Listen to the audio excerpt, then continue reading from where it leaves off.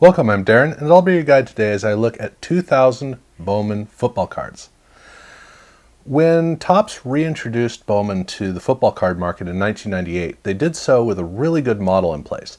The cards were very nice, kind of elegant, really well perceived, and they came across as kind of one of the brands to really pursue if you wanted to get a really good card. And on top of that, the card set was a well-built 220 card set with veterans and with rookies, well structured, and hardly anything else. They had an insert set, they had some autographs, and they had a couple of parallels. They had their interstate parallel and they had the gold parallel. So that was the model, plus they added a Bowman Chrome set. And the Bowman Chrome set had its regular and its refractor parallel, plus it had versions of the parallels, so there was a lot to collect across two sets. That was kind of the problem, where there really was a lot to pursue, but it was a good model that worked well enough in 1999 that it was continuing Bowman moving forward. In the case of 1999, they made almost no changes at all. They did add like an insert set, or really, for the most part, they just kept it was a rinse and repeat, but it was the end of the 90s and things were really kind of falling apart. So there was a major retooling in the year 2000 where pretty much everything looked different than it had looked before. And Bowman was one of those cases. They wanted to use the same model because it worked. They wanted to keep the Bowman brand going pretty much as people knew it and appreciated it, but they wanted to do it in a way so that the card set had a new energy that could really not just continue, but actually reinvigorate the audience for Bowman. And it starts off, interestingly, with a very busy card front. The card does still look quite nice, but it doesn't have the same simplicity, it doesn't have the same refined quality that we had known in the previous 2 years. Here, it's got a little bit too much going on. It's almost like they tried too hard. I do like the fact that they still have the red and blue theming for veterans and rookies that they'd done before. Here they have it as kind of a burgundy. So the idea is really pretty good. And the card back is a nice card back, not necessarily the one you're going to read the most, but it's intended to be a nice complement to the card front. That's pretty much the model. But for the year 2000, they did actually add another subset in the middle of the set, which is for the NFL Europe set. Now, the NFL Europe League was originally created as the WLAF, and it was created in order to, one, add the gift of real football to Europe, two, to kind of expand the footprint of the NFL, because there was a lot of interest in Europe for the NFL. So it was going to do that, but it also gave both local players an opportunity to actually compete, and for NFL players who really didn't have the ability to compete in the world of the rosters that we had, the depth charts, players that still had a lot of potential, just needed some practice. It gave them the opportunity to have essentially a summer league to work on refining their skills. And so there were a lot of players who were either potential stars that just kind of didn't quite work out and needed some more practice, or players who were potential and you just needed to give them a chance to prove themselves. So that was the model that they had for the NFL Europe environment, but the original league didn't quite work, so they kind of rebuilt it. And the year 2000 was a great opportunity for them to kind of market this league and push forward a new life for people to engage in this league. And it was interesting that multiple card companies had card sets or had subsets of these players. And so in this set, it's really interesting because normally you look at the players and you go, oh, well, they're not even NFL players. But in a way they are, because most of these players are on an NFL chart, an NFL roster. They are essentially signed as a prospect with an NFL team. And so on the card backs, they actually list the team that these players are associated with. So if you collect team cards, odds are there are one or two players in this subset, as well as contenders and tops, the other places where you find it. Odds are there's going to be a player or two for your team there in that set, which means also the parallels. The whole way that it is built is a really cool addition for those of us who do collect teams. So it's a lot of fun. And the color theme for these cards is purple. And then, of course, they close out the set with a bunch of rookies, and those obviously have the blue or it's almost a teal color on these cards. And that is the structure of the set. And all of the cards in this set do have a parallel. So they did not do the interstate, but they did do the gold parallel. And the gold parallel, in this case, it has basically a gold chrome finish over the front. Not quite as refined and well thought out as the years before, but they did have this parallel, and these are individually numbered out of 99. But they also had kind of another, almost an inadvertent parallel for Rookie of the Year. So in Topps, they'd been having this MVP promotional thing that they'd been doing where the cards in the top set had an MVP parallel that was essentially a contest. Well, they did the same thing in 2000 for the Rookie of the Year.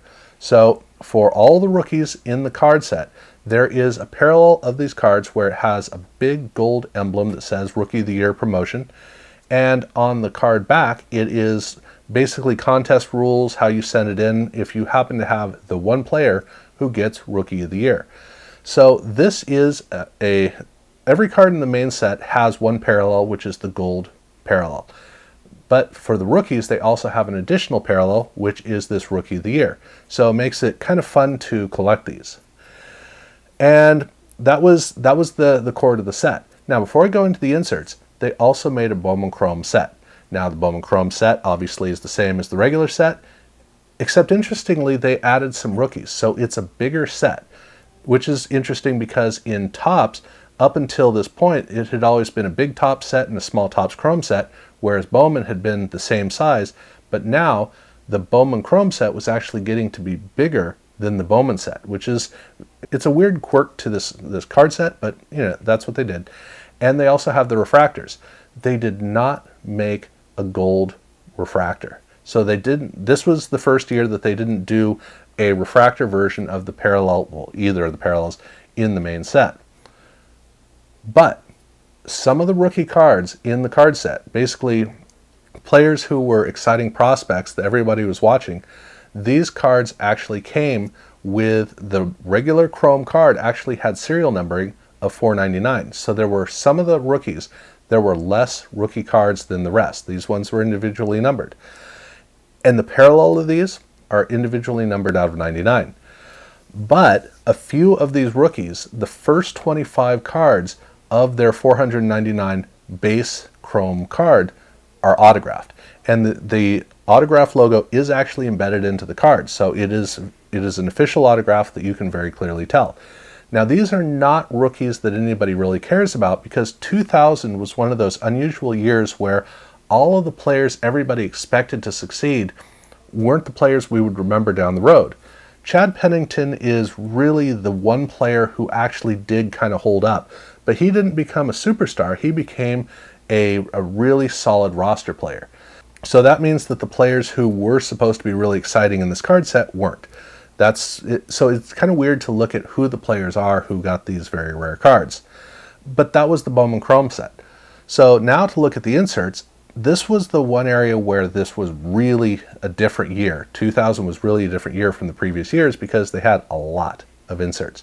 And it starts off with Scout's Choice.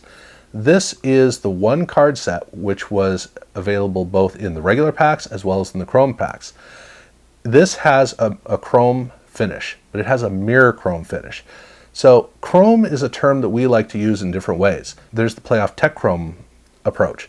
There is the Topps Finest approach, which is what Topps Chrome and Bowman Chrome is, which is not quite a Chrome, but it's got some similarities. Then there is the gold Chrome that I mentioned earlier in this video, which is almost like a gold foil, but it's not quite. And then there is the true Chrome, which is a mirror finish. And this card has that mirror finish over it. It really does look like Chrome. You can literally see your face in this card. And they have an interesting quirk to it where they have some, for all of these inserts, which all have this mirror Chrome finish, they have kind of ridges in the card, which make it almost like an enamel, which makes the card really interesting. It doesn't make the cards look great, but it is a really interesting design to the cards that you see almost nowhere else. So these cards are quite interesting. Now, like I said, this one card set was also available in Topps Chrome, But in the Chrome, they had a truncated card set. They actually call these Scout's Choice Update. The card numbers are different, less players, and the design is basically the same. It has update on the front. On the card back is almost identical, except you'll notice that the number is now SCU, Scout's Choice Update. That's on all the cards. And then of course the Refractors have the same thing, except it has the refractor front and the refractor name on the back. You get the idea. So that was the one insert set that was across both brands. As far as the regular Bowman inserts go proper, start off with Rookie Rising. Now, Rookie Rising is the previous year's rookies, so these are the sophomore year cards, and it's looking at who had turned out pretty well, and we were all excited to see. Then they have Breakthrough Discoveries, and this is players who had risen above their expectations, players who really weren't expected to be superstars, but ultimately did over time. Or not necessarily superstars, but players who definitely surprised everybody, which is a funny thing for the year 2000, considering what nobody knew was Tom Brady was sitting way back in the draft, so he would definitely be the bellwether of the set. That's the concept the set had. He just wasn't a part of it because we didn't know yet. But there's, really good cards of players who were pleasant surprises. Then they have Road to Success, and like the previous two, this also has that mirror chrome finish. This has two players. It's a horizontal card and it has two players on the front, so it's basically a rookie and a player who is someone he's going to have to match up to and rise above. So kind of a fun set in that it has more players to collect. They also did a very small jersey set with just a couple of rookies, which are, nice enough jersey cards. But they did a Bowman's Best preview set. And the reason they did Bowman's Best preview was because Bowman's Best was going through a major overhaul. I mean, this was one of those overhauls where you're looking and you're wondering, should you have just done a new set? Instead of having an actual finest style card, which is what Bowman's Best had been, and then Refractors, here they changed to a whole new card stock, and every single card already has the refractor finish on it. So all the cards are refractor finished. That's just the way they all come. And so here they did a promo set for these new cards. And so when you see the refractor finish, understand, no, that's just the card. It's just a straightforward set. They also did autographs, but they didn't do it like the year 1998. They did it like 1999.